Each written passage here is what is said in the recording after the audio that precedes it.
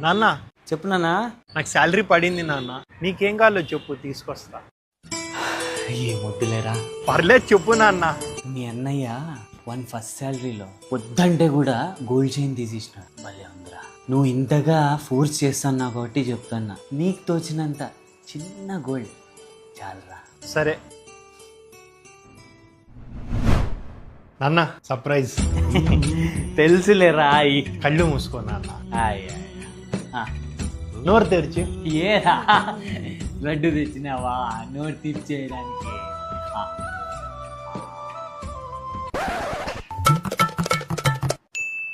లేరా ఏంటిరా ఇది?